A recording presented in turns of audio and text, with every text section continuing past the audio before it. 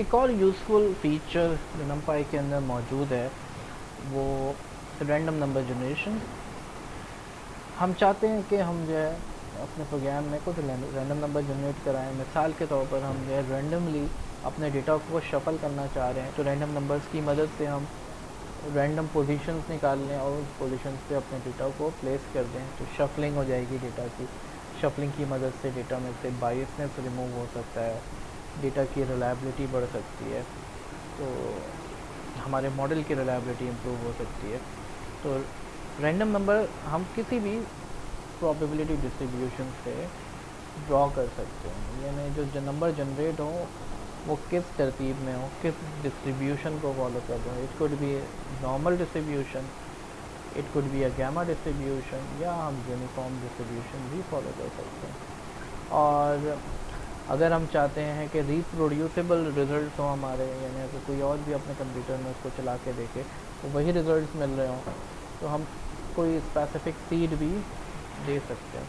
Random number generation का process कुछ इस तरीके से होता है कि आप कोई सीड वैल्यू देते हैं जिससे इनिशलाइज करते हैं रैंडम नंबर को। इंटरनली कोई फंक्शन होता है जिसके through sequence of numbers generate हो रहे होते हैं, क्योंकि ये सीक्वेंस डिपेंड कर रही होती है सीड के ऊपर, और ये फंक्शन जो है ये भी ट्रूली रैंडम नहीं होता, तो हम इस वजह से इसको सूडो रैंडम नंबर जनरेटर कहते हैं।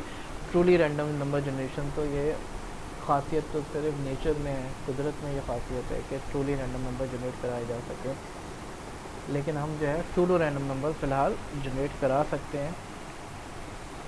तो मैं लिख सकता हूँ np डॉट रैंडम। में अगर लिखूँ तो ये भी जो है एक नंबर जनरेट कर रहा है, np dot random dot random. तो जिस तरीके से हमारे पास पाइथन के अंदर रैंडम का मेथड मौजूद है, उसी तरीके से ये भी एक रैंडम नंबर जनरेट कर रहा है। अगर हम किसी स्पेसिफिक डिस्ट्रीब्यूशन से चाह रहे हैं, तो फॉर एग्ज़ाम्पल यूनिफॉर्म डिस्ट्रीब्यूशन, तो हमें इसको आर्गुमेंट देने पड़ेंगे लो और हाई वैल्यू। अगर हम नहीं देते हैं तो डिफ़ॉल्ट जो है लो 0 होगा, हाई 1 होगा, तो 0 और 1 के बीच में हमारा एक यूनिफॉर्म डिस्ट्रीब्यूशन से रैंडम नंबर उठ के आएगा। तो चेक करते हैं, तो 0.84 आ रहा है।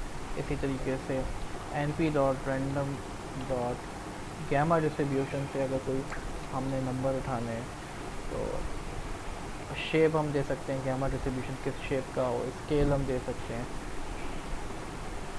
तो लेट्स सपोज मैं कहता हूँ 3/4 शेप है हमारी, तो आपको जो है कुछ और पैरामीटर्स सेट करने पड़ते हैं डिस्ट्रीब्यूशन के। तो गैमा के जो पैरामीटर्स हैं आपको शेप बतानी है, और शेप के अकॉर्डिंगली जो है ये कुछ रैंडम नंबर्स जनरेट हुए। इसी तरीके से आप जो है यूनिफॉर्म डिस्ट्रीब्यूशन के तहत जनरेट कराएं, आपने नॉर्मल डिस्ट्रीब्यूशन के तहत आप जनरेट कराना चाह रहे हैं, तो इसमें आपको लोकेशन देनी है, स्केल देना है, साइज़ देना है, ये सारे आर्गुमेंट्स आप सेट कर सकते हैं। आप चाहें तो पूरी की पूरी एरे भी जनरेट करा सकते हैं। तो मैं कहता हूँ नॉर्मल डॉट किस साइज़ की, मिसाल के तौर पर मैं कहता हूँ 4/3 की। ये मैंने जो है आर्गुमेंट सेट किया साइज़ का 4/3 की, जो है नॉर्मल डिस्ट्रीब्यूशन के तहत जो है एक एरे जनरेट हो रही है। तो आपको अगर मल्टीपल नंबर्स चाहिए तो आप इस एरे की मदद से जनरेट करा सकते हैं। तो नॉर्मली हम जो है नॉर्मल डिस्ट्रीब्यूशन जो है इट इज़ क्वाइट यूज़फुल। अगर हम देखें तो ये जो है बेल शेप कर्व होता है, इसका मीन जो है यहाँ पे मीन आ रहा है, तो हम इसको जो है स्टैंडर्डाइज भी कर सकते हैं, जो इंशाल्लाह हम पढ़ेंगे कि किस तरीके से स्टैंडर्डाइज या नॉर्मलाइज किया जा सकता है डेटा सेट को, कि इसका मीन जो है 0 हो और स्टैंडर्ड डेविएशन जो है वो 1 हो। तो ये चीज़ें हम कर सकते हैं। नॉर्मल डिस्ट्रीब्यूशन जो है for most of the cases हम इसी को इस्तेमाल करेंगे अपने डेटा को रैंडम नंबर को जनरेट कराने के लिए।